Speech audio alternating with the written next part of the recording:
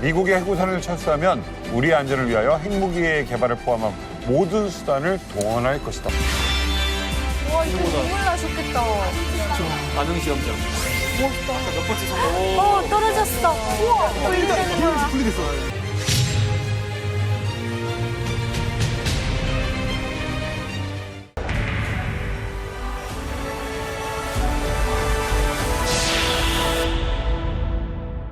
도널드 그레이가 당시 이제 70년대 미국 CIA 한국 지부 책임자, 그리고 이후에 80년대에는 주한 미국 대사. 이분이 당시에 이제 이런 인터뷰를 이후에 이제 하십니다. 70년대 동북아시아에 비밀리에 핵무기를 개발을 하고 국민들을 고문하는 나라가 있었다. 여러분들은 이 얘기를 들으면 북한이라고 생각을 할 것이다. 하지만 아니다. 그건 남한이다. 우리가 고문을 했었대요. 와, 무서워요.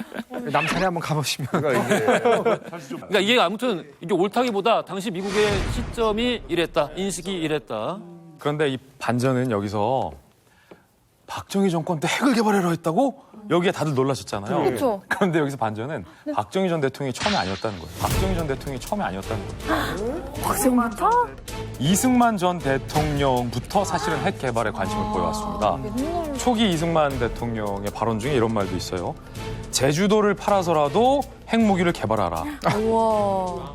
그만큼 해방 이후에 남북이 대치된 상황에서 우리가 북한보다 먼저 핵무기를 가져야 한다라는 대통령들의 니즈가 있어 왔다라는 거고, 실제로 그냥 이게 선언적인 의미가 아니라 연구를 진행하기 위해 북한의 김일성처럼 미국의 우리 과학자를 이승만 시절부터 유학 보냈어요. 맞아요. 55년도에 한국은 미국이랑 원자력 협정을 체결하고요. 북한은 소련이랑 체결했습니다. 이때 당시에 미국에 우리 과학자들 유학 보내잖아요. 심지어 우리가 원자로도 들여왔어요. 그러니까 원자로를 들여왔다라는 것은 거기서 조금만 R&D를 하면 바로 그 기술로 핵무기로 전환할 수 있다는 얘기거든요. 똑같은 시기에 북한도 들여왔어요. 그러니까 네. 그때 북한과 우리나라의 선택이 갈렸어요. 핵무기냐 전기냐. 그렇지. 근데 해방 이후에 우리나라는 전기를 선택한 거죠. 그래서 북한이 전기가 없네. 없어. 박정희 대통령은 왜 핵무기를 갖고 싶어 했을까 궁금합니다. 바로 미국의 변심 때문이다? 라는 이야기. 자, 박정희 대통령 시해 당하기 10년 전 뉴욕으로 가봅니다.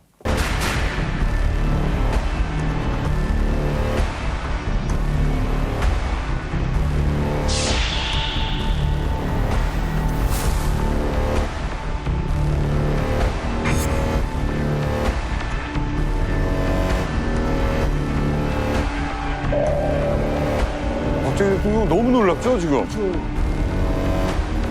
김일성이가 가령 무슨 구실을 잡아가지고 전쟁을 도발을 했다. 자, 미군은 다 돌아갔다. 한미 방위 조약도 없어졌다. 미국이 군대를 보내가지고 그걸 막아주겠느냐.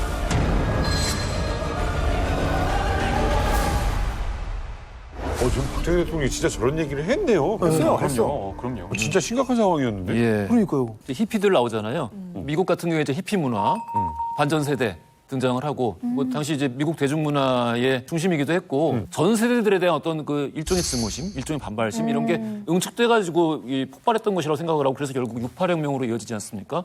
어떤 혁명적인 분위기에 휩쓸렸고, 68년도에? 68년도에. 60년대 전후로, 그러니까 60년대 전체가 다 그랬다고 볼 수 있을 것 같고, 그 중간에 베트남 전쟁이 있었습니다. 1968년도와 1969년도의 미국 상황은 한마디로 지쳤어요. 왜냐하면 태평양 전쟁, 그다음에 유럽에서의 2차 대전 그렇지. 막 끝났지 않습니까? 1945년도에. 끝나자마자 또 한국 전쟁을 또 치렀어요, 미국이요. 6.25 있었죠. 6.25 있었지 않습니까? 그런 다음에 1964년도부터 미국이 또 베트남전에 개입을 해요. 결국에는 1975년도에 패전을 해요, 미국이. 그래요. 전쟁을 계속 하는구나. 그 패전되는 계기가 뭐였냐면 1968년도에 그 구정대공세라고 해가지고 미군들이 학살되는, 젊은이들이 학살되는 것을 미국 국민들이 봐요. 아니, 저 아시아에 있는 뭐 베트남이라는 나라에서 우리 젊은이들이 왜 저렇게 죽어야 되냐. 멘탈 붕괴가 와버려요, 미국 그 국민들 사이에서. 그래가지고 그 정부에서 뭐라고 판단을 했냐면 아시아에서 만약에 핵전쟁이 일어나면은 우리 미국이 가서 도와주겠다. 근데 다시는 아시아 지역에 지상병력은 투입을 안 하겠다. 이 선언한 것이 1969년도에 이제 닉슨 대통령의 닉슨 독트린이거든요. 이게 우리 입장에서 봤을 땐 뒤통수를 맞는 게 뭐냐면은 우리 대한민국도 국군을 베트남에 파병을 했지 않습니까? 그래. 당연히 엄청 많이. 엄청 많이.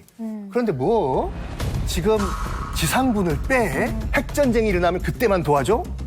배신감을 느낄 수밖에 없다니까요. 이게 미국은 정치적인 수사였다고도 보여지긴 하는데 이게 국민들의 불만을 잠재우려는 목적인 거죠. 당시에 베트남 전쟁에 대한 국민들의 불신과 증오가 너무 들끓었었고 젊은이들은 매일 시위를 하고 있었고 닉슨 같은 경우는 재선에 제일 공약이 전쟁을 끝내겠다는 거였어요. 그러다 보니까 저런 종류의 이야기를 할 수밖에 없지 않았나. 전쟁을 크게 만들지 않겠다라는 무슨 다짐 같은 거였을 거예요, 미국 입장에서. 예.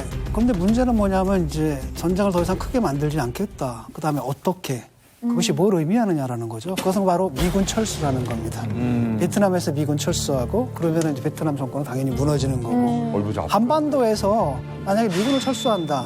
저희 학교가 이제 옛날 다니던 학교가 동두천에 있잖아요. 거기 그 군인들 말이 조금 물론 과장돼 있긴 한데 거기 주둔하고 있던 미군 일개 사단에 화력이 대한민국 전체 군 화력에 맞먹는다. 그러니까 한 개 사단이 우리가 생각하는 그 사단이 아닌 거예요. 근데 그런 병력들이 빠져나가게 되면은 사실은 당시만 해도 지금은 우리가 뭐 군사력도 재래식 군사력도 북한을 압도하지만 당시에는 굉장한 열세였고 그것을 미국이 와서 균형축을 맞춰고 있는데 이 균형축가 빠지게 되면 바로 무너지게 되는 거죠. 그래서 이제 박정희 대통령이 굉장히 이제 불안해한 겁니다. 박정희 전 대통령 입장에서 월남에 군대를 왜 보냈겠어요? 그 보내고 싶어서 보냈겠어요? 그렇죠. 한 가지 이유밖에 없었어요. 지금 미군을 철수하면 북한이 가장 바라는 거다. 호시탐탐 보고 있다. 북한 김일성이 그때 저 미국만 없으면 내가 당장 쳐들어간다. 당장 쓸 수 있다라고 자신만만해 하던 때가 그때였는데 우리가 베트남전에 파견한 인원이 5만 명이에요, 5만 명. 맞아요. 그러고서 우리나라에 주둔하고 있는 미군이 한 줄기 희망이었는데 독트린 뭐 발표하면서 재래식 무기 쳐들어오면 알아서 해? 우리가 재래식 무기가 어디 있어 그때. 없었으니까 박 대통령이 굉장히 당황했어요. 그래서 그때 한미 정상회담이 아니 왜 이러냐 우리한테 얘기가 다르지 않느냐 라고 하니까 닉슨 대통령이 그러면 한국은 제외입니다. 라고 답변을 받아요. 뭐야, 이거. 한국은 제외라고 그러니까 정치적인 답답을 수사라니까. 받아. 그런데 여기서 반전. 70년 7월에 미국이 주한미군 2만 명 철수하겠다를 일방적으로 통보해. 그리고 그 다음 달에 5년 이내에 모든 주한미군을 완전히 철수한다라고 폭탄 선언을 해버려. 불쾌하다. 그러니까 박정희 전 대통령 입장에서는 뒤통수를 몇 번을 맞았냐면 하도 맞아서 뒤통수가 없을 지경이었어요. 그러니까 당시 청와대 대변인이 증언을 했는데 청와대 경내에서 박정희 전 대통령이 너무 열받으니까 걸핏하면 철수한다고 걸핏하면 철수한다고 에이 미국 놈들 이래서 한국에 와 있는 미국 대사가 미국 놈들이라는 말을 알아들을 정도였다라는 비화도 전해지고 있어요. 아니 근데 주한미군 그 철수하면 뭐 괜찮지 않냐? 그러니까 지금 기준으로 보시면 안 돼요. 주한미군의 운영 방침이 이거였거든요. 일단 북한군을 하나 딱 놔두고 또 이쪽에는 한국군과 주한미군 그리고 유사시 본토에서 넘어오는 증원군 이런 상황에서 주한미군이 싹 빠져버리면 밸런스가 무너지지 않습니까? 그래서 큰일이 어떤 상황이고 특히 이제 그 70년대 초반에 해군력 같은 경우에는 위스키급 잠수함을 구소련에서 북한이 수입을 해왔어요. 그거로서 해군력도 게임이 끝난 상황이었어요. 이런 상황에서 주한미군이 철수한다? 그건 정말 우리 국가의 생존 문제였습니다. 어떻게 보면 뒤통수를 많이 맞았잖아요. 많이 맞았죠. 그러면 어떻게 박정희 대통령도 항의 같은 걸 안 했나요? 항의했죠. 어떻게 항의했냐면 정중하게 간절하게 진심을 담아서 손편지를 써서 보낸 거예요. 손편지. 대통령의 친서를 미국에 보낸 거죠. 뭐라고 보냈냐면 얘기가 다르다. 분명히 프레지던트 닉슨 나와 만났을 때 대한민국은 제외라고 약속하지 않았냐라고 정중하지만 엄중하게 항의를 한 거죠. 그래서 사흘 만에 닉슨 대통령이 답장을 보냈는데 여기서 박정희 전 대통령의 뒤통수가 완전히 없어져요. 최종적으로 한 번 더 뒤통수를 맞습니다. 어머, 진짜? 뭐라고 했냐면 존경하는 미스터 프레지던트 주한미군 철수하면 이참에 주한미군 없이도 한국이 스스로의 방위력을 입증할 수 있다. 한국이 더 대단한 나라라는 걸 증명하는 게 아니겠냐. 아이고. 라는 편지를 답장을 써서 보내니까 박정희 전 대통령이 아니, 말이 상상을 많다. 해보세요. 그 편지를 읽을 때 손이 얼마나 부들부들 떨렸겠어요. 이게 말이야? 막걸리야? 라는 얘기가 나왔던 거죠. 박정희 전 대통령 입장에서 봤을 때는 굉장히 뭐라고 할까 진짜 배신감을 느꼈던 것이 뭐냐면 71년도에 이제 미국이 실질적으로 주한미군 지상군을 빼요. 뺀 부대가 어디냐면 이 7사단이에요. 7사단. 인천 상륙작전의 미 제1해병사단이랑 같이 상륙을 했어요. 인천에. 인천 7사단이. 인천 상륙작전의 부대인 거야. 부대예요. 역사가 상징이 큰 무대죠. 굉장히 커요. 그리고 9.28 서울수복 있지 않습니까? 그게 7사단이에요. 와. 굉장히 상징성이 있어요. 그런 다음에 서해안 최전방을 담당했던 게 7사단이거든요. 반대로 개성에서 밀고 내려오는 북한군을 막는 부대였어요. 이걸 빼버린 거예요. 의미가 너무 크다. 엄청나게 큰 배신감 느꼈을 거예요, 진짜. 자, 그렇게 해서 박정희 대통령 어느 날, 저 미국 놈들 하다가, 좋아, 우리 행복이 갖겠어. 차이철 어디 파는 데 없냐? 그럴 수가 없어요. 이거 어디서 뭐 솟아나는 것도 아니고. 로켓 배송. 이거 어디서 나오냐고. 핵이라. 박정희 대통령에게 계획이 있었습니까, 진중권 교수님? 뻔하죠. 두 개의 이제 목표가 생기는 겁니다. 일단은 첫 번째는 뭐냐. 핵탄두가 있어야 될 거 아니에요. 그래서 원자탄을 개발해야 되는. 알맹이. 이것만 있으면 뭐예요? 날려야 되잖아요. 미사일. 그래서 박정희 대통령 같은 경우에는 사거리 압록강까지 가는 미사일을 개발하려고 한 겁니다. 항상 탄두하고 그다음에 운반체 이 두 가지고. 북한도 똑같잖아요. 그렇죠. 먼저 탄두 만든 다음에 그다음부터는 뭐예요? 계속 날리는 거. 비싸요. 71년도에 그렇죠. 이 두 가지가 사실은 세트거든요. 박정희 대통령의 꿈, 무궁화 꽃이 피었습니다. 프로젝트의 첫 번째 스텝. 핵폭탄을 만들어야 하잖아요. 예, 그래서 박정희 대통령이 핵 하나로 점찍은 나라가 있습니다. 어디일까? 독일? 독일은 핵무기가 없었어요. 의외의 나라입니다. 어디요? 프랑스. 오. 프랑스는 사실 의외로 군수 강국이에요. 그렇죠. 왜다 진짜. 그러니까 미국, 그다음에 소련, 영국, 그다음에 이제 프랑스였어요. 핵 4강에 들어갔었고 중국이 이제 그거보다 그 다음이었죠. 그러니까 그때 당시 프랑스는 핵 4강의 지위를 갖고 있었는데 프랑스라고 처음부터 핵이 있었던 건 아닙니다. 그래요. 프랑스 대통령도 똑같은 고민을 했어요. 야, 우리가 핵을 개발해야겠다. 그때 프랑스의 핵 개발을 추진했던 사람이 누구냐면 바로 프랑스의 아버지로 불렸던 샤를 드골. 그러니까 당연히 미국이 뜯어 말렸겠죠. 아니 프랑스 우리랑 우방이잖아. 우리가 무슨 일 터지면 핵 우산 제일 먼저 프랑스에 씌워줄게. 라고 미국이 핵우산 씌워준다라고 제안했는데 그때 샤를 드골 대제가 뭐라고 얘기하냐면 미국이 프랑스 파리를 위하여 뉴욕을 버릴 수 있는가. 이 말에 미국이 아무 대답을 못해요. 그래요. 결국 샤를 드골이 핵 개발을 뚝심 있게 밀어붙이고 핵 개발에 성공해서 핵 보유국이 됩니다. 이런 배경이 있다 보니까 박정희 전 대통령과 그때 당시 대한민국 정부 입장에서 보면 프랑스인 거야. 우리는 프랑스처럼 가야 돼. 미국이 서울을 위해서 뉴욕을 포기할 수 있는가? 그러니까 인용을 해야 되는 거지. 그걸 인용하면서. 비슷하잖아. 그때 당시에 묘한 기류가 있었는데 뭐냐면 미국 주도의 이 핵 절제론에 전 세계에서 유일하게 대항하는 서구 강국이 프랑스였던 거예요. 하나. 그러니까 이 프랑스 중심의 반미 질서에 우리 정부가 합류해도 되겠다라는 판단을 사실은 그때 우리 정부로서는 할 수밖에 없었죠. 프랑스는 우리한테 이 핵무기 기술을 팔았나요? 이게 재밌어요. 중요하다. 프랑스는 대한민국에 다 주려고 했어요. 우와, 대박. 1975년에 계약서도 썼어요. 우와. 프랑스와 기술 협력을 체결합니다.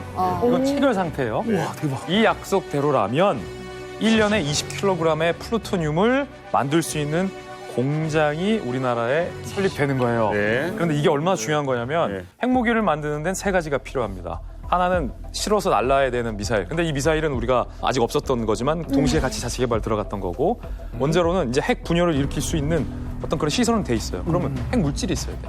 그게 뭐예요?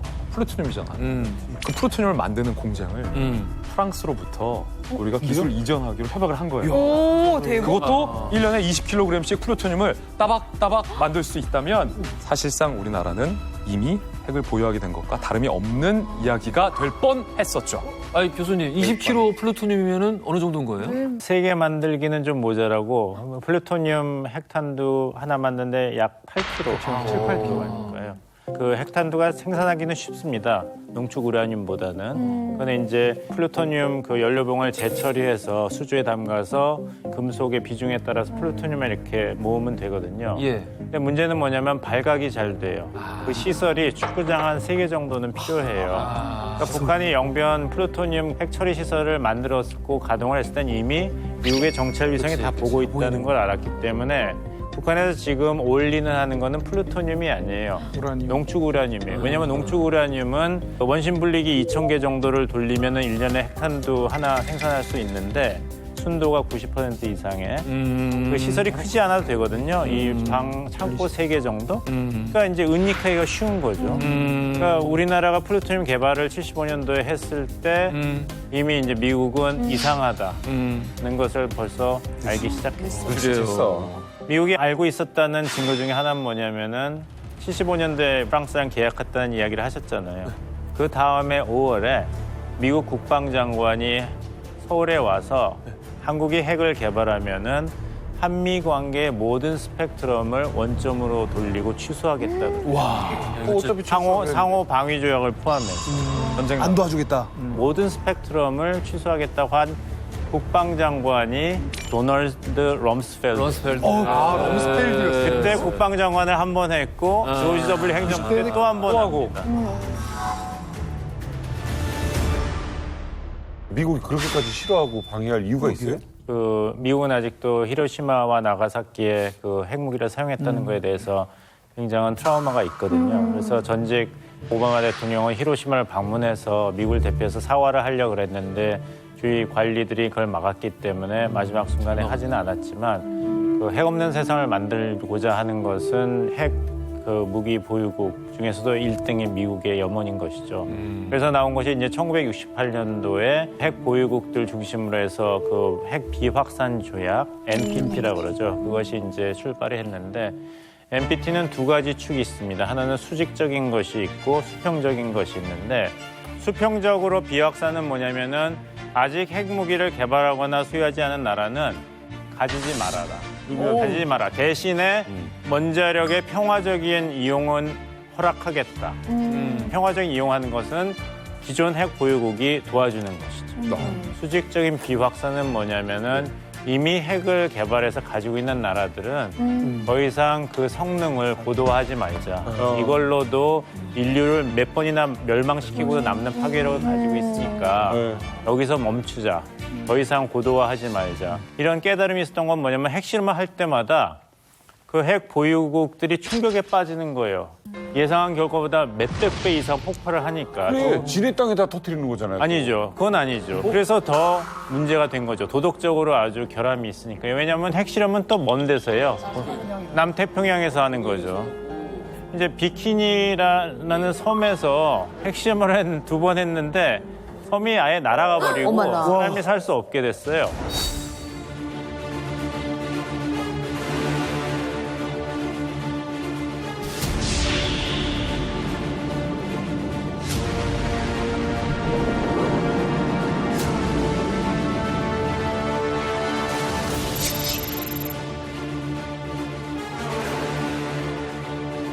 그때 받은 충격이 어마어마해가지고 여자 수영복 그 위아래 분리하는 수영복이 처음 나왔을 때 그게 그래서 비키니라고 부르기 시작한 겁니다. 그때 충격 받은 것처럼 비키니를 보고 충격. 정말? 정말? 아닐 거예요. 다른 거 알아보셔야지. 맞다니까. 진짜로. 비키니의 유래가 그랬는데. 자, 어쨌든 핵무기를 만드는 박정희 대통령의 계획, 무궁화 꽃이 피었습니다. 두 번째 스텝은요.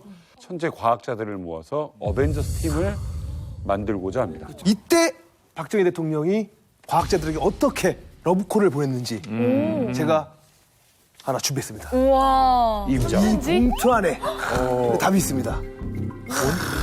아닙니다. 직접 러브콜을 보낸 거예요. 우와. 그때 그 당시 그거예요? 아니요. 복수한 겁니다. 물어볼 걸 이휘소 박사. 한국을 위해 일해주세요. 이 박사가 돌아온다면 60만 대군 모두를 이 박사 경호를 위해 쓰겠습니다. 국정기. 엄청나다. 이동원 전 외무장관의 회고로 대통령을 그리며에서 나온 내용입니다. 그러니까 출처는 있는 얘기예요. 박정희 대통령은 세계적인 그 저명한 물리학자인 이휘소 박사를 너무 탐냈어요. 너무 탐내서 직접 이 편지를 썼다, 이렇게 말했다라고 이 회고록에서 전해지고 있는 건데, 이역만리 땅에서 그때 우리나라가 굉장히 약소국이었잖아요. 약소국 출신의 머리만 뛰어난 이 유학자들이 그 타지에서 인종차별 받으면서 힘들게 연구하고 있는데 대통령의 편지가 와요. 밀서가 와요. 탁 열어봤는데 60만 대군이 모두 당신을 위해서 경호하겠어 라는 말 하면 조국에 대한 향수도 있고 애국심도 있고 약간 심장이 바운스 좀 두근두근 될 수 있고, 야 내가 그래 여기까지 공부한 게 나라와 민족을 위해서 쓴 게 아니냐, 뭐가 됐든 간에 라는 어떤 두근거림이 있을 수 있거든요. 그거를 박정희 전 대통령이 자극을 한 거죠. 이 봉투에 지금 써 있는 이휘소 박사 어떤 사람입니까? 일단은 이제 미국명은 벤자민 리이고 한국 사람으로선 가장 노벨 물리학상에 근접했던 사람이에요. 그 1979년도 노벨 물리학상을 받은 사람이 이제 압두스 살람, 그다음에 스티븐 와인버그 두 사람인데, 이 사람들이 노벨상을 수상한 다음에 무슨 말을 했냐면, 원래 이 자리에 벤자민 리, 이휘소 박사가 있었어야 되는데 그 사람 대신에 내가 있어가지고 참 부끄럽다, 이런 말을 했어요. 왜 그러냐면 압두스 살람과 이 스티븐 와인버그의 그 노벨 물리학상을 받은 그 논문을 심사하고 평가한 사람이 이휘소 박사였어요. 그러니까 어떻게 보면 지도교수라고 할 수 있죠. 근데 안타깝게 사고로 돌아가셔가지고 노벨상은 돌아가신 분한테는 주진 않아요. 안타깝게 노벨상을 놓친 천재 물리학자예요. 실제 그분의 인생에 대해서 모르시는 분들도 그냥 이제 책 속에서 소개된 이휘소 박사의 이야기는 뜻이 바뀌었다. 바뀌었네. 이 책이 정작 유명했을 때는 이제 이런 모습은 아니었는데 어마어마하게 팔린 책이에요. 예, 굉장히 작가가 유명해서. 메가 베스트셀러였고. 오, 진짜요? 그래서 이게 영화로도 만들어졌어요. 맞아요. 영화로도 만들어져가지고 마지막 장면이 뭐였냐면은 탁 원자폭탄이 그 버섯구름이 딱 피어오를 때 영화에서는 애국가가 야, 그건 지금은 굉장히 논란이 될 만한. 소설 무궁화 꽃이 피었습니다. 김진명 씨의 이 소설 때문에 우리나라에서도 핵 개발을 하려 했구나라는 사실이 이제 널리 알려졌는데, 문제는 뭐냐면 이 소설 속에 호구적인 부분이 있잖아요. 이휘소 박사가 한국의 핵 개발에 참여하려다가 그것 때문에 CIA에게 살해당했다라는 이 호구가 많은 사람들한테 그냥 사실로 받아들여졌습니다. 이게 좀 안타까운 일이죠. 그래서 결국은 유족들에게 이제 명예훼손으로 고소당한 일도 있습니다.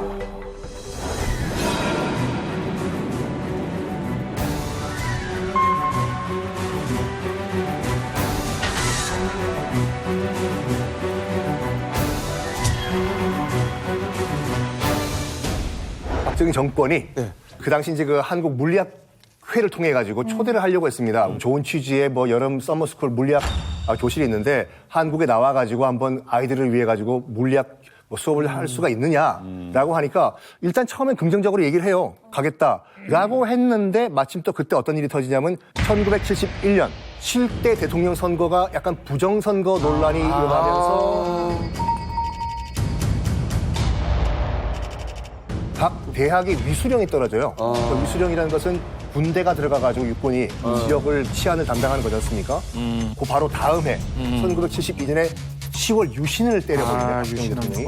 그래서 나는 물론 아이들을 위해 가지고 물리학 교실을 가고 싶으나 박정희 정권에 도움을 준다라는 그런 이미지를 줄 수가 있기 때문에 난 갈 수가 없다라고 전을 했다고 하죠. 그리고 핵무기 개발 자체를 반대했어요. 핵무기를 만들면 안 된다. 정확히 어떻게 말씀하자면 핵무기는 언젠가는 모두 없어져야 되고, 특히 독재가 행해지고 있는 개발도상국가는 절대 핵무기를 가져서는 안 된다. 그러니까 너무 약간 뜨끔하네. 그러니까. 자, 어쨌든 핵무기를 만드는 박정희 대통령의 계획, 무궁화 꽃이 피었습니다. 두 번째 스텝은요. 인재들, 이 천재 과학자들을 모아서 어벤져스 팀을 만들고자 하는 팀이 있어야죠. 그렇지, 사람. 영화 어벤져스에서도 닉 퓨리가 그때 국장이었잖아요. 그래서 어벤져스를 모으잖아요. 만나잖아요. 다 찾아가잖아요. 우리나라에도 닉 퓨리 같은 사람이 있었습니다. 바로 주재양 박사. 총책임자가 되자마자 50일 동안 일단 떠납니다. 그래서 이름만 내면 유명한 미국, 캐나다의 명문 대학을 찾아갑니다. 예를 들어서 MIT에 재직하고 있는 혹은 재직했었던, 재학했던 한국인 과학도들을 무작정 만나는 거예요. 명함 주면서 나 한국에서 온 주장이다. 무작정 짐 싸라. 고향 가자 나같이. 무서워. 조국과 민족을 위해서 일하라. 라고 한 명 한 명씩 인재들을 섭외하기 시작하는데 이게 먹혀요. 맨 땅에 헤딩하기였는데 이게 먹혀요. 오, 신교도. 섭외 분야도 아주 다양했죠. 왜냐하면 뭐 원자 폭탄을 만드는 데는 굉장히 많은 그렇죠. 그 분야들이 협력을 해야 되지 그렇죠. 않습니까? 근데 그 주재영 박사도 이제 MIT 유학생 출신이죠. 근데 당신은 뭐 지금도 뭐 크게 다르지는 않겠지만 당신은 더 심했겠죠. 인종차별 같은 게. 그리고 또 아무리 과학의 영역이다 하더라도 언어의 장벽도 있고 인종의 장벽도 있고 사실 올라가는 데 한계가 있고 그럴 바에는 지금 조국에서 전폭적인 지원을 해주겠다라고 하는데 갈만하죠. 그래서 이 말에 설득 당해가지고 많은 천재급 과학자들이 이제 한국형 비행기표를 끊게 된 거죠. 자, 무궁화 꽃이 피었습니다 프로젝트에서 우리가 우리 결과적으로 핵폭탄은 없잖아요. 하지만 성공한 사업이 하나 있습니다. 바로 미사일을 개발한 거예요. 우리가 핵만 가지고 지금 이야기하고 있는 거를 해결할 수는 없어요. 그걸 담고 날아갈 미사일이 있어야 되잖아요. 신체 연구도 있어야 되고 개발을 해야 되는데 아무것도 없는 상황이란 말이에요. 어쨌든 지금 나오고 있는 이 미사일이 바로 백곰 미사일입니다. 백곰.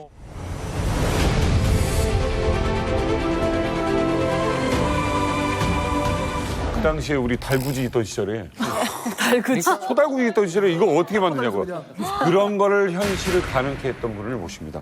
자, 바로 악수하시는 분이요? 모셨어요. 진짜요? 저기 악수하시는 분이요?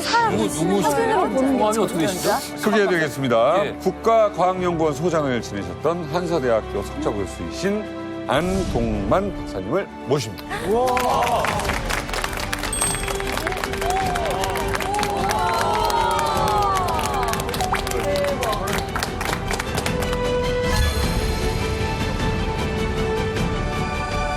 안녕하세요, 교수님. 반갑습니다. 본인 소개를 좀 부탁드리겠습니다. 국방과학연구소에서 2003년까지 연구원으로 일을 하다가 30년.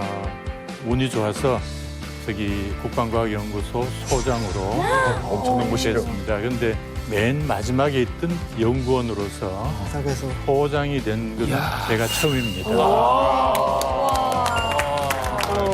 운이 좋았다고 말씀하시면서 할 말은 다 하시네요. 플렉스! 아, 진짜 멋있어. 아, 최고예요. 아까 저 사진을 봤는데 혹시 거기서 악수하시던 대통령하고 네, 예. 몇 년도예요, 그때가? 저 사진은? 78년 9월에 우리나라도 이런 장거리 미사일을 개발할 능력이 있다는 걸 보여주는 그런 공개 시사회가 있었어요.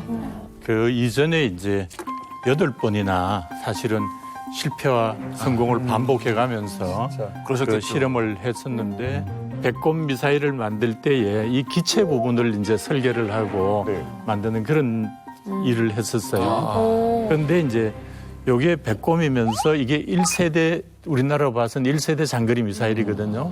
근데 이 1세대 장거리 미사일이 78년도에 8번, 9번째 이제 대통령하고 저기 모셔놓고 하는 그런 실험이었고 8번 동안에 4번 실패하고 4번 성공을 하는데 이게 그런데 이제 처음 실패했다가 4번 쫙 성공하고 이러면 좋았는데 실패 두 번째 실패 그러니까 그다음에 성공 그다음에 5번째는 완전 실패 저마다 안 됐어요. 그다음에 6번째 성공 7번째 실패 그러니까 8번째 성공 이런 상황이었는데 9번째가 이제 대통령 모시고 하는 실험이었고 거기서 대통령께서 이제 참여 연구원들한테 이제 격려해주는 그런 자리였었어요. 대통령도 왔는데 오늘도 안 되면 그치. 기분이 막 진짜 나중에 염료국이라도 어떻게든 싸서 올려야 되잖아. 성공을 해야 되니까. 얼마나 긴장해요. 맞아요. 성공했어요? 성공을 물론 당연히 했죠. 근데 그 성공을 위해 가지고 하는 동안에 이 미사일이 날아가는데 바깥에 있는 기체는 제가 담당을 했었는데 속에 있는 유도 조종 장치라는 전자장비 부분이 있어요. 그 부분하고 이 로켓이라는 추진제 부분하고 이 세 개가 큰 분야로 나눠지는 건데 그 밑에도 여러 가지로 나눠집니다만은 세 가지 분야에 담당하던 연구원들은 한 번씩 실패할 때마다 근데 정말 간이 탑니다. 원인을 알아야 되니까. 잘안 되니까. 그 말인즉슨 박사님이 담당했던 기체 부분은 실패하지 않았다는 거죠. 그것도 실패를 했었어요. 이게 이제 이 1단 부분이 올라가면서 이게 쫙 올라가서 저기 이렇게 꺾어서 날아가야 되는데 이것들이 올라가서 이게 분해가 된 거예요. 아이고. 따로. 예, 이네 개가 묶어놓은 놈이 이게 다 분리돼가지고 정말로 추진기관을 담당하는 사람, 내같이 기체를 담당하는 사람, 이 사람들은 이제 완전히 노래졌죠, 뭐. 예. 그래서 자녀들을 바다에 가서 다 끄집어내가지고 이제 이거 분석을 했어요. 이게 왜 이렇게 분해가 됐는지. 아, 그리고 사실 제가 조금 알아봤는데 네네. 저 여러분 왜 저 미사일 이름이 백곰인 줄 아십니까? 난 이것도 이상해. 북한 이름 같아요, 북한 이름. 아니야, 그 김구 선생님 이름. 아니야, 그 김구 선생님 이름. 김구 선생님 이름. 김구 선생님. 아니야, 그 김구 선생님 이름. 너 요즘 컨셉을 이상하게 야, 거기 은박지 있지, 은박지. 야, 이거 알아, 전염병이야. 백범 김곰 선생님. 백범 김기 선생님. 아니 근데 백곰이라는 게 화이트 베어. 그러니까 우리나라 같으면 약간 쓰는 게 있잖아. 뭐 개나리 뭐 아니면 무궁화 뭐 진달래, 암호들. 호범 이렇게 쓸 텐데 백곰이 있을까요? 백곰. 그 백곰이라는 이름을 사실 이제 미사일 개발하면서 닉네임을 하나씩 공모를 해요. 그런데 이제 이거 처음 할 때 요 실험하는 팀들은 74년 1월부터 사실은 그 안흥에 가 있었어요. 그런데 안흥의 태안반도 끝인데 그 지역이 그 요즘도 그렇고 눈이 굉장히 많이 와요. 겨울이면 눈이 많이 오는데 거기에 발사장하고 관람대가 한 약간 처음에는 1.2km 정도 떨어져 있다고 그랬잖아요. 근데 그 1.2km 떨어진 데에 차도 없고 하니까 옛날엔 다 걸어 다녔어요. 근데 눈 오고 이럴 때에 이제 방한복 입고 요즘 왜 덮밥 같은 게 있잖아요. 예, 그리고 후드 입는 거. 하얀 거. 패딩. 파란색을 우리는 입었어요. 네. 그런데 눈 올 때 이제 그걸 다 막고 이렇게 걸어가다 보니까 완전히 곰이 가는 백곰 같다고? 흰눈 맞은 곰이다. 재밌다. 그래서 백곰이구나. 근데 그때 우리가 장거리 미사일 없었잖아요, 박사님. 없었어요. 전혀 완전 맨 땅에 헤딩이잖아요. 그럼요. 아니 뭐 참고할 도면 같은 거라도 좀 있어야 전혀 되잖아요. 없었어요. 그럼 어떻게 구하셨어요? 아니 이제 72년 초에 대통령이 장거리 미사일을 개발해 봐라 하고 이제 지시를 했는데 장거리 미사일을 개발해 본 사람이 국내에 아무도 없어요.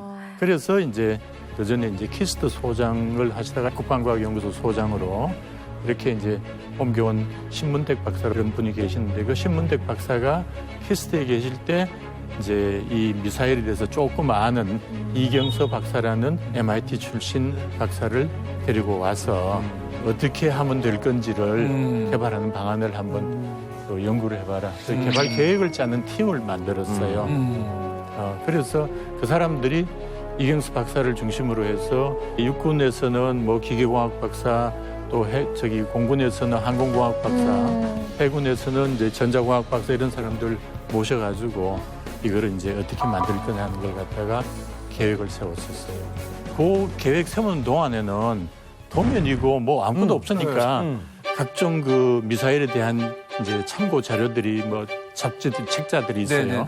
제인스 웨폰 시스템 간 그런 것들이 있는데 거기에 있는 것들을 갖다 놓고 모양은 어떻게 생겼고 사거리는 어떻고 뭐 이런 것들을 갖다가 이제 보면서 이제 우리는 만들려면 어떻게 해야 될 거냐 하는 걸 갖다가 이제 계획을 세운 거예요. 아무것도 없는 거잖아. 전 아무것도 없이 그냥 흙에서 시작을 하는 거죠. 흙바닥. 총도 안 만들었다며. 72년도에 처음으로 M16을 조립을 했다니까요. 그렇죠.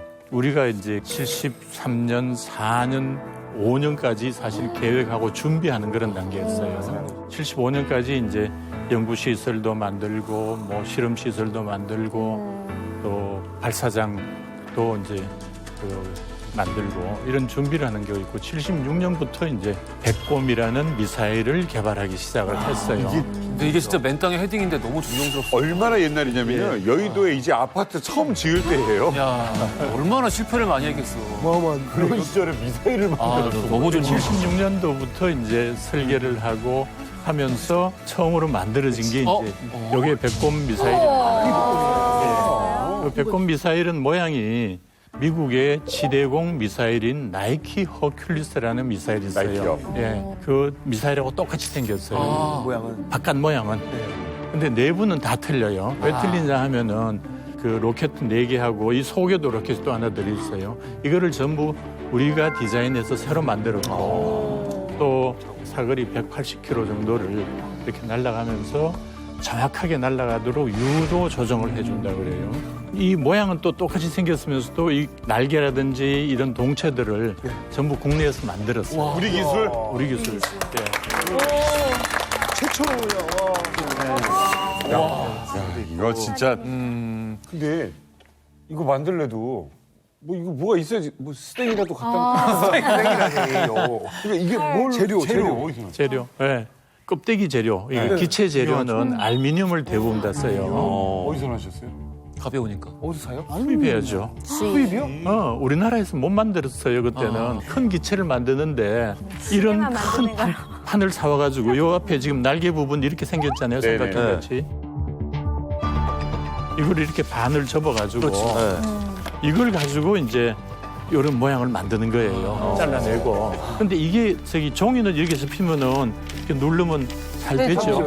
그렇지만은 이 알루미늄은 이렇게 좀 안 접혀요. 그래서 이제 이렇게 프레스라는 걸로 찍어가지고 이렇게 하는데 그런 것에 대한 공정도 우리나라는 아무것도 없었어요. 그렇죠. 그런 공정을 개발해가면서 또 원자재는 전부 수입해오고. 하나하나 다. 네. 박사님, 그 당시 이제 망해돼 가던 미국의 맥도날드 더글라스 같은 경우에 그 시설, 조립 시설 같은 것을 통째로 떼서 우리나라에게 이제 팔려고 제안을 했다라는 걸 제가 들었는데 그 맞는 뉴스인가요? 맥도날드 더글라스가 미사일 부분을 갖다가 이제 없어지잖아요. 예. 그러면서 이제 한국에 대해서 나이키 큐리스를 이용해서 장거리 미사일 한 200km 나가면 미사일 설계를 도와줄 테니까 돈을 내놔라. 얼마요? 그게 2천만 불. 2천만 불. 얼마 2천만 원? 200억 원 당시.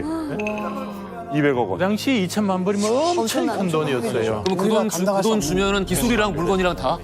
물건은 없고 기술만. 근데 우리는 뭐 깨를 써야 될 거 아니에요. 그렇죠. 이돈 가지고 못 하잖아요. 우리 그런 돈 없어요. 그래서 요 맥도날드 더글라스한테는 뭘 개발할 때는 한 3단계 정도를 거치는데 예비 설계, 그다음에 이제 상세 설계, 제작 이런 단계를 거치게 돼 있는데 이제 예비 설계 단계에서 한 200만 불, 나머지 1,800만 불 이렇게 이제 전체적인 와꾸가 짜여지고 1차 계약으로 예비 설계에 대한 것만 계약을 한 거예요. 제가 아는 분 중에 가장 지적인 분 어르신을 만났는데 와꾸라고 쓰셨어요. 근데 아무튼 그렇게 해서 200만 불을 먼저 한 20억 원 돈에 하고 나머지는 나중에 할게라고. 그렇죠. 1단계 계약으로 200만 불을 주는 걸로 했는데 이제 나중에 다시 계약을 수정을 해가지고 180만 불 정도를 줬대요. 갔어 거기서 또.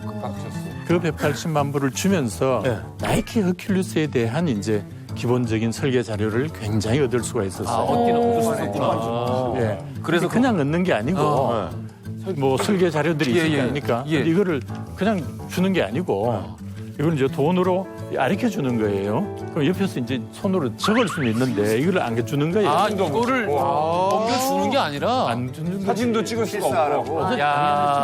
적어야 되는 거예요? 그러면 선생님께서는 미국을 가야 될 거 아니에요? 미국 간 게 이제 74년, 75년 이야기입니다. 어디로 가셨습니까? 나는 74년도에 노스롭 항공사라고 그래가지고 한 20개월, 74년, 5년에 걸쳐 가 있었고, 그다음에 이제 맥도날드 더글라스의 그 설계 기술을 이전해 주겠다 하는 그 팀은 이경서 박사라는 분이 팀장이 돼가지고 그 맥도날드 더글라스의 엔지니어들이 이제 뭐 이렇게 설계하고 그다음에 이 자료 한번 봐도 좋다고 책자 보여주는 거 보자 그러고는 이렇게 옷에 넣어가지고 퇴근했는데 그 사람들은 모르게 다시 또 원위치 해놔야 될 거 아닙니까? 그럼 밤새도록 복사를 해야 될 거 아니에요. 복사기로요? 복사기로. 그 맥도날드 더글라스에 가 있는 사람들은 책임 연구원, 선임 연구원 그 고참들이고 노스롭에 와 있는 나는 주니어 연구원이고 몰래 그걸 복사 일은 이제 우리가 도와드려야죠.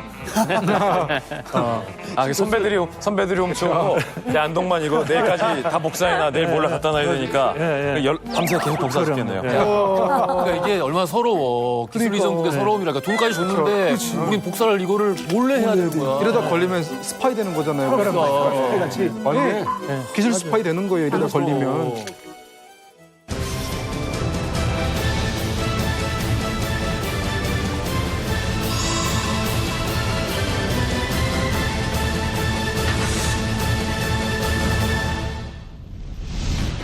우리도 막 마지막에 온 거죠. 예. 네. 지금도 야, 저 인정을 한국에 못 받고 있죠. 주한미군까지 철수시킨다.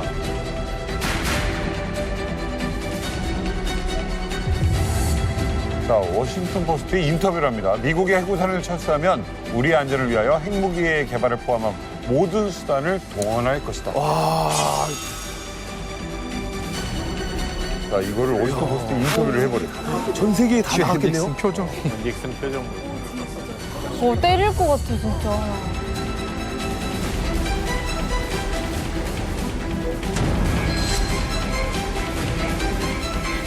지금 우리가 이러이러한 상황이 되다 보니 우리는 핵 개발을 할 수 있다.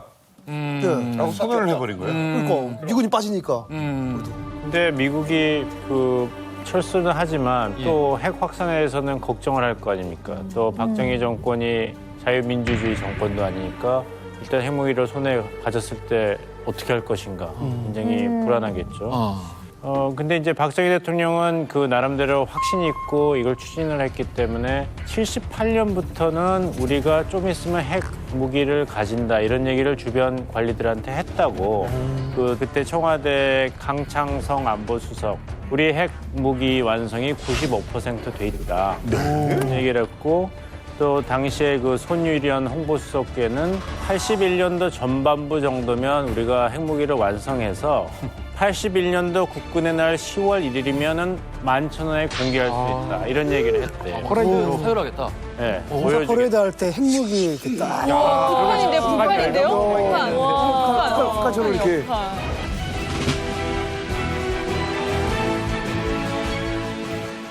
미국이 가만히 있지 않았을 것 같은데. 이게 이 대목이 재밌는 거예요. 당시 기술장관을 찾아옵니다. 그러면서 미국이 우리에게 압박을 해요. 처음에는 회유였어요. 아, 대한민국이 핵무기를 개발하면 자, 봐라. 나비 효과다. 소련이 북한한테 핵기술 줄 거야. 그래도 괜찮아? 괜찮아? 이렇게 도발을 해요. 근데 꿈쩍도 안 해요. 그러니까 미국이 표정을 돌변합니다. 으름장을 놔요. 수출입 규제하겠다. 그리고 원자력 발전소 연료 공급 안 하겠다. 수출입 규제하겠다. 경제 관계도 다 끊겠다. 막판에는 뭐 그런 얘기까지 꺼내거든요. 박정희 전 대통령 입장에서는 굉장한 협박이고 압박이었는데 박정희 전 대통령이 어떻게 했을까요? 깜짝이야. 니네 해라. 우리대로 우리의 길을 간다. 라는 자세였어요. 그래요. 아니 근데 미국의 압박이 진짜 그렇게 심했을까? 근데 갑자기 반전이 등장을 해요. 일단 표면적으로 알려진 얘기인데 1976년 1월 미 국무부가 협박단을 보냅니다. 협박단을 보내요. 협박단. 와가지고 이제 청와대에서 뭐를 하냐면 지금 당장 핵 개발을 중단하지 않으면 모든 군사 지원을 중단하겠다. 여기에 그 박정희 대통령이 갑자기 어떤 심경 변화가 있는지 이런 말을 합니다. 그 당시 이제 그 과학기부 장관이었던 그 최영섭 박사한테 임자, 우리 그만합시다. 미국이 다 책임진대. 라고 하면서 갑자기 핵 개발을 포기하겠다라고 선언했다는 것이 이때까지 일단은 알려진 얘기예요. 그래요? 그렇다면 박정희 대통령은 무궁화 꽃이 피었습니다. 이 프로젝트를 그냥 쉽게 그렇게 포기했을까? 포기했겠습니까? 안 하죠. 박정희 전 대통령이 포기했겠어요? 주한미군 철수했는데 포기했겠습니까? 이거 어떻게 여기까지 왔는데. 안동만 박사가 밤새 복사하면서 미사일 개발에 시초를 닦았는데 대통령이 이거 쉽게 포기할 수 없는 사업이에요. 이럴까봐 애초에 우리가 작전을 쓴 거예요. 미국에게 걸려도 우리가 블러핑을 할 수 있게 구조를 떨어뜨려 놓은 거죠. 무슨 얘기냐면 미사일은 미사일대로, 원료는 원료대로, 기술은 기술대로, 핵연료 농축은 또 따로. 그리고 서로 알지 못하게 이 존재에 대해서 쉬쉬 기밀 사업으로 진행을 해온 거죠. 그러니까 미국 입장에서 이상한데 라는 느낌은 있었어요. 그리고 프랑스랑 뭐 한 것 같은데. 근데 박정희 전 대통령이 임자 우리 포기합니다 라는 얘기 들으니까 이렇게 보면 또 포기한 것 같아요. 뭐냐면 이 전 과정을 우리가 다 따로 떼서 독자적으로 비밀리에 진행해 갔기 때문에 미국조차도 이 모든 과정을 그때 당시에 정확하게 인지하지 못했다는 겁니다. 안동만 박사님 팀도 비밀리에 진행한 거 맞죠? 안동만 박사님, 그 당시 일하실 때 비밀, 보안 이런 거 엄청 나셨죠? 예. 가족들한테도 얘기. 저기 당연히 그 가족들한테도 국방과학연구소 근무한다는 소리도 못했죠. 안기부예요? 근데 이랬다가 이제 사모님 어디서 듣지? 그런 얘기 되나 모르겠는데 남편이 동부이촌동 왔다 갔다 하시던데. 오해하기 딱 좋은 90살님. 그러네. 그 얘기 못 하셨어요? 가족한테도? 당연히 저기 무슨 일을 한다는 거는 아무도 아니 그럼 사모님한테 내가 뭔가 월급 받아오니까 얘기는 해야 되잖아요. 뭘 무슨 일을 한다. 뭐 또 무슨 회사다. 월급 많이 받았어. 뭐라고 하셨어요? 알 필요 없다. 저기 알려주지 말라는 게 이제 기본적인 방침이었고 그게 뭐 내뿐이 아니고 그 당시에 미사일 쪽에 일하던 사람 전부 다 그렇게 뭐 위장회사 같은 거 만들잖아요. 안기부분. 예 맞아요. 그러니까 그런 식으로 거기도 회사 이름을 연구소 이름 국방과학연구소라는 이름을 못 쓰고 곰표. 그때는 홍릉에 있다고 해가지고 홍릉기계 홍릉기계. 사모님한테도 홍는 기계 다닌다고 하신 거예요? 홍는 기계. 기계랑. 그럼 북한처럼 이렇게 루서라면 뭐 이렇게 잡혀가고 아니, 사라지고 이런 거 있나? 아 그런 건 없어요. 아니 그러면은 이 미국이 계속 좀 예의를 주시하지 않았을까요? 그러니까 이제 기습적으로 그 대덕단지라든지 하여간 의심이 가는 곳은 다 갑자기 방문해가지고 여기저기 다 열어보라. 그래서 이제 우리 국내 신문에 몇 년 전에 이제 특집 기사로 나왔는데 그때 과학에 종사하시는 분들이 어처구니도 없고 굉장히 모욕감을 느꼈다. 무슨 권리를 이렇게 우리가 감시하냐. 여자 화장실까지도 열어봐가지고 계속 의심의 눈초리로 보고 있어요. 박사님 그러면은 미국에서 그러면 압박이 엄청나게 좀 심했던 거예요? 아니, 이제 미사일 개발하는 데 있어가지고 그 미국이 걱정하는 건 여기다 핵탄두 실는 것도 많이 생각을 하잖아요, 그죠? 그런데 조금 전에 제가 설명드렸다시피 이 미사일 자체만 가지고도 북한에 위협이 되거든요. 전략 무기들을 할 수 있고 지금은 남이나 북이나 다 그냥 수백 킬로 뭐 저기 수천 킬로도 쏠 수 있으니까. 그런데 그 당시는 그런 게 없었으니까요. 그런데 이거를 이제 개발한 데 있어가지고 이 미국 나름대로 한편으로는 도와주면서 한편으로는 견제를 하고 대표적인 것으로 이 그 로켓 모터를 LPC라는 데서 이제 저기 장비를 뜯어가지고 우리가 가지고 왔는데 이 속에 들어가는 추진제라는 게 있어요. 일종의 화약인데 그 화약이 이제 천천히 타면은 로켓트가 되고 저기 이 밀폐된 공간에서 빨리 타면은 폭탄이 되는 거거든요. 그렇죠. 예. 그래서 그 만드는 기술, 그러니까 그것을 로켓 추진제로 만드는 기술을 미국이 안 준 거예요. 그래서 바로 이제 그 당시 70년대 중반에 불란서하고 지금 원자력 뭐 협정 맺고 이러면서 재처리 기술 들여오기로 하고 이런 때에 이제 바로 추진제에 대한 기술도 불란서에서 도와주겠다. 이렇게 하니까 이야기가 딱 떨어지는구나. 그렇죠. 그래서 불란서에서 이제 우리를 도와줬어요. 그런 게 이제 있는가 하면은 또 한편으로는 이제 우리가 이거를 만들면서 각종 도면들을 우리가 의뢰한 방산업체에 임원이 이제 그걸 어떻게 이제 구해가지고 미국에서 출국을 하려는데 세관에 딱 걸린 거예요. 세관에서 그걸 보면 뭔지 알까? 물론 뭐 여러 가지 인포메이션이 있었겠죠. 옛날에는 물론 뭐 그 세관 검사를 다 까고 하는 그런 것도 있었지만은 특별하게 이제 자기 지정을 하면 더 세밀하게 까잖아요. 그런 형태로 이제 하여튼 서치를 당해가지고 걸려가지고 그래서 이제 그 사람 자료는 다 뺏기고 다시 이제 미국에 재입국하는 거 뭐 당분간 오지 마. 이런 제재를 당했구나. 위험한 인물들. 결과적으로 우리는 지금 핵이 없어요. 없는데 그래도 이 당시에 이 기싸움에서 승리한 사람은 누굴까? 궁금하지 않습니까? 오, 네. 오. 부도탄. 자, 78년도 9월 25일. 와. 정말 우리 안동만 박사님 같은 분들이 정말 고생해서 박사님 저기 어디 이거 여기 죽기 살기로 만든 거예요, 진짜. 추진체를 진짜 4개를 묶었구나.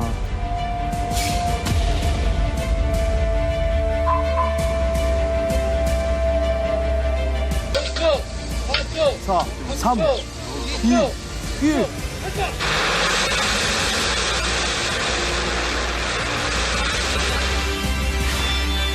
와, 이거 눈물 나셨겠다. 반응 시험장. 멋있다. 몇 번째 성공? 떨어졌어. 우와, 분리되는 거야. 분리됐어. 그다음 앞으로 간다. 분리됐어. 이야. 9번째 성공. 위로 가는 게 아니라 앞으로 가자. 이야. 얼마나 기쁘셨을까. 성공.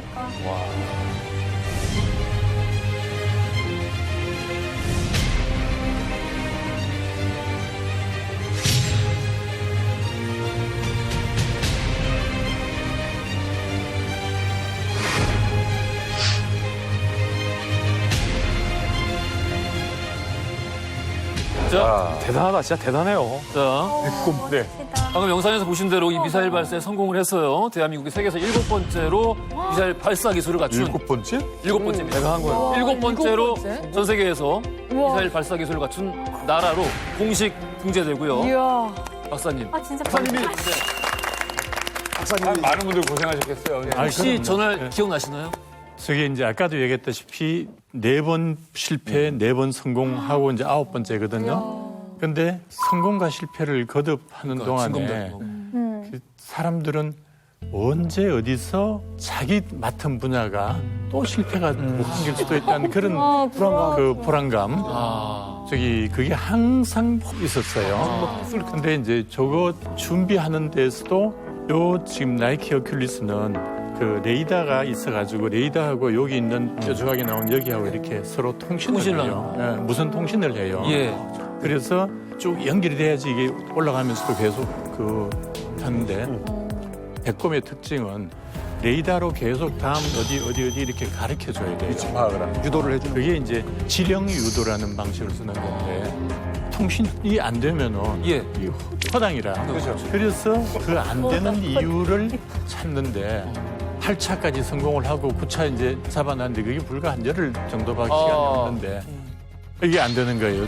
지금 옮겨놓고 나니까. 그래서 뭐 아, 당일에 사거리 조정을 안 된다고? 당일에 그러니까 열흘 동안에 이제 준비를 하는데 혹시 나무에 난반사가 있어서 그러니까 나무도 잘라보고 그러니까 해볼 수 있는 거 다 해본 거야. 나중에 이제 은박지로 요 끝부분에다가 이렇게 저기 씌우는 게 있었어요. 그걸 해보니까 아 이게 통신이 된다는 걸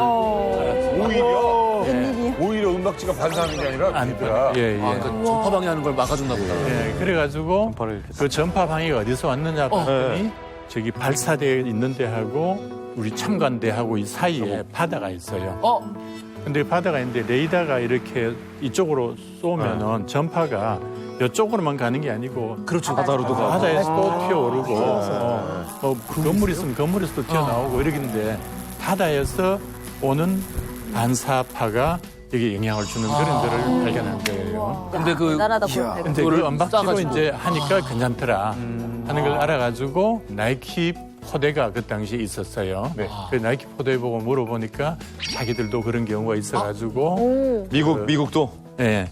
그 이제 전파를 감소시키는 그 마개가 있었어요. 그 마개를 빌려가지고 이제 행사 날 썼는데 그 전에 물론 테스트는 다 해봤죠. 이거 확실히 된다 하고 무서워지겠다. 그러면 저 때 지금 발사 성공한 날, 네. 그 은박지는 아니고 그 마개를 끼운 상태인 거예요? 그렇지. 야, 이걸 영화로 만들어야 돼. 그러면 전날 밤에 그랬을 것 같아. 야, 마개 확인해. 마개 확인해. 한 번 더 확인해, 마개. 하나하나 빡 발제 성공해. 이야. 그런데 그게 이제 저기 당일날 그 성공을 할 때는 아까 저기 사진에 나왔다시피 1단하고 2단 분리하고 2단이 쫙 날아가고 이러면서 이제 거기에 각 분야별로 담당한 사람들은 아 이거 내 거는 이제 됐다. 지나갔고 내 거.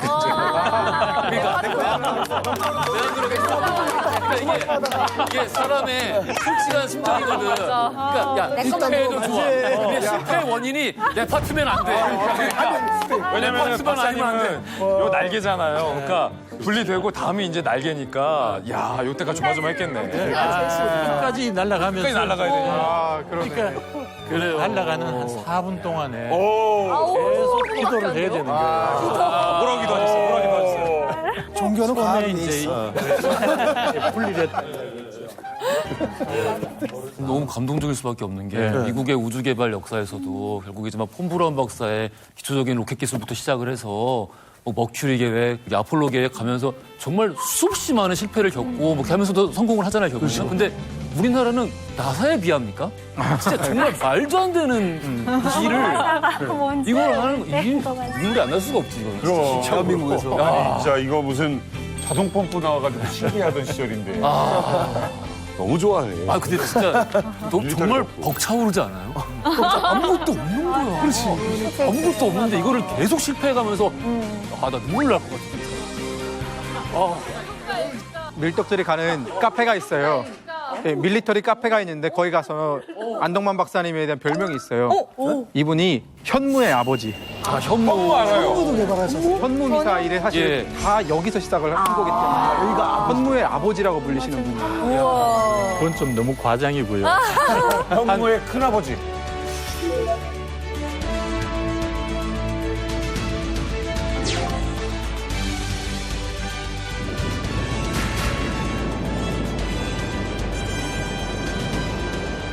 이게 세계 7번째 미사일 발사 기술을 갖춘 나라가 된 건데 우리나라가 당시 역사적인 순간이에요. 네. 북한 반응 어땠을까요? 그래 깜짝 놀랐죠. 근데 북한도 당시 비밀리에 미사일 개발 기술을 이제 연구를 하고 있었어요. 예. 근데 막 기초 단계였어요, 북한은. 그리고 남한이 이렇게 빨리 미사일을 개발할 거라는 생각도 못했고 당시 백검의 사거리가 180km인데 북한이 이때 당시 이집트에서 가져온 미사일의 사거리가 65km밖에 안 됐어요. 그러니까 이 180km라는 거는 서울에서 평양을 날릴 수 있는 거리거든요. 근데 북한이 가지고 있는 65km는 이집트에서 가져왔고 그래서 이집트에서 가져올 때도 공짜로 가져온 게 아니라 4차 중동 전쟁 때 북한군이 가서 이들을 도와주고 그에 대한 대가로 받아온 미사일 야 우리 하나 건졌다 의기양양하고 있었는데 갑자기 저기서 180km짜리가 휙 날아가니까 야 우리 큰일 났다. 그때부터 북한 연구진들의 발등에 불이 떨어진 거예요.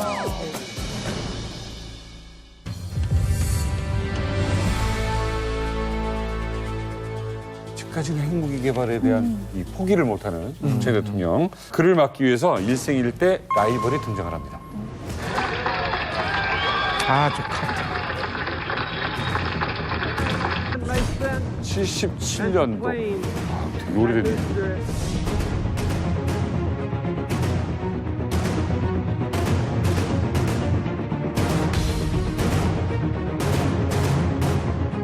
(6월 29일) 한국어. 야 프레이드를 저렇게 했구나.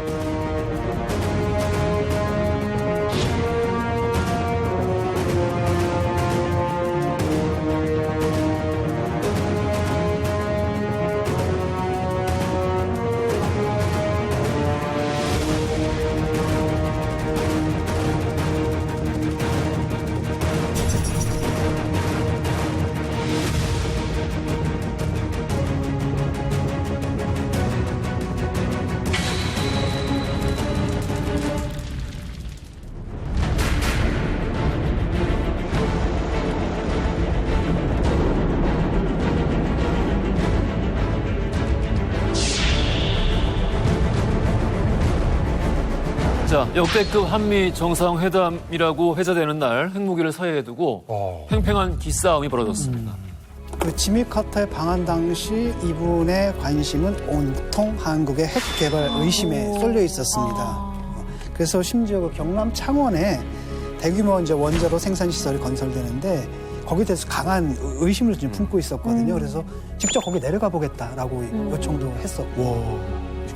지미 카터 이 당시 이제 방안을 보면은 일단 1979년 2월에 네. 카터 행정부가 잠정적으로 주한미군 철수를 잠깐 보류하겠다라고 선언을 해요. 그리고 then 6월에 이제 그 방안을 하는데 당연히 지미 카터 대통령은 정상회담 때 네. 주한미군 철수와 핵무기 얘기는 우리 하지 말자. 벌써 이게 얘기가 다 끝났기 때문에 사전 딜이 다 끝났다고 해요.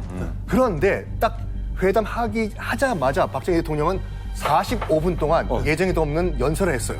앞에 지미 카터를 앉혀놓고. 뭐라고? 만약에 미국이 주한미군을 철수하고 그런 식으로 나간다면 우리 대한민국은 핵 개발을 할 수밖에 없다. 와. 대박. 안 하기로 했는데. 상으로 본 건가? 그렇죠. 얼굴이 울그락 토르락 해줄 수밖에 없는 거죠. 그 얘기 앞에서 얘기했다고? 앞에서 대놓고 예정에도 없는 연설을 한 거예요. 그래서 이 정상회담이 끝나고 난 다음에 청와대를 빠져나가는 차량이 있지 않습니까? 카터 대통령이 멈췄대요. 잠깐 스탑.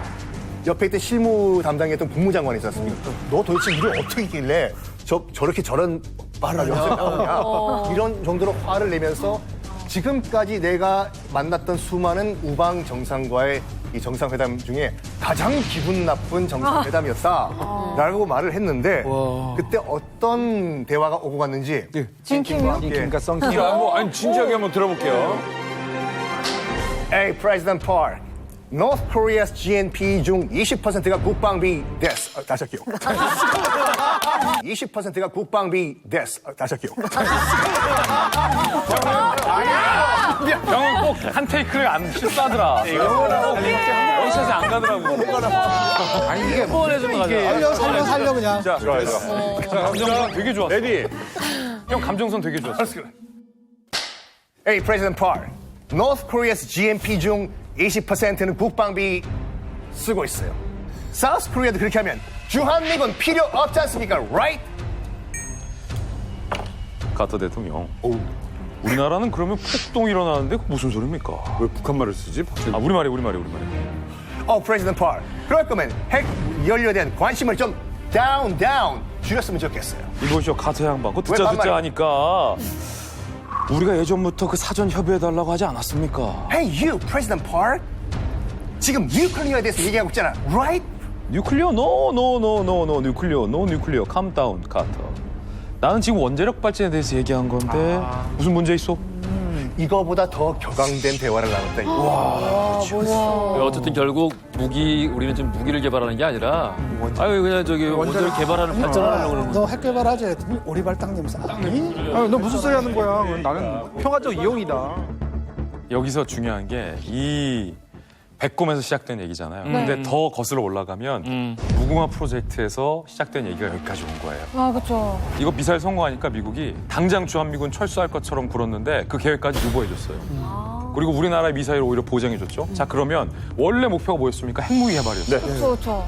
핵 물질을 실어서 발사할 미사일 성공했죠. 그다음에 원자로 우리 있죠. 핵 만들 물질, 플루토늄까지 프랑스 통해서 우리 해결했잖아요. 이제 아무도 방해할 사람이 없어요. 미국도 적극적으로 방해만 안 하면 우리나라는 핵무기 개발할 수 있는 거예요. 1979년 그래요? 우리나라의 핵무기 개발이 88%에서 95% 사이로 완료가 돼 있다라는 분석이 많습니다. 그 시점 무슨 일이 일어나냐면 박정희 대통령이 김재규에 의해 암살당하면서 이 모든 게 수포로 돌아갑니다. 그래요. 자, 결국 우리가 이제 역사를 아니까 그 다음 정권을 이어받은 게 이제 신군부의 전두환인데 대통령으로서의 직책을 성실히 수행할 것을 국민 앞에 엄숙히 선사합니다. 1980년 9월 1일 대통령 전두환. 그 군사 정권은 항상 정치적 정당성이 없죠. 국민으로부터 지지를 못 받으니까 미국으로부터 승인을 받아야 되거든요. 그러니까 미국에 대해서 뭐 당당한 입장을 취할 것은 못 되고 그래서 뭐 핵 개발은 사실은 뭐 불가능하고 심지어는 뭐냐면은 그 핵 개발에 관한 자료들이 좀 있었대요. 이것까지 몽땅 다 미국 측에 넘겨줬다는 얘기가 있어요. 어머. 그래요. 어떻게 만든 건데? 그런데 그 미사일 부분에서도 더 이상 이 백곰 개량형으로 이거를 이제 하는 거를 안 하겠다고 이제 80년부터 준비를 해가지고 82년에 이 미사일 개발을 장거리 미사일 개발을 종료하게 만든. 그럼 팀도 해체가 됐겠네요. 예, 해체가 됐어요. 전두환 대통령 그러니까 예, 50이 예. 오공화국이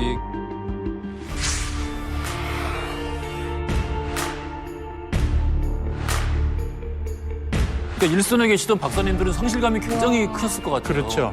이거 어떻게 한 건데 지금? 그러니까. 이게 백곰 개발했던 그 당시에 사업 책임자였던 이경수 박사 비롯해서 예. 1차로 한 40여 명은 80년에 예. 그 5.18 일어난 그 시기에 예. 국내에 다른 대학을 간다든지 다른 업체가 해체되는구나. 이런 식으로 됐죠. 해체.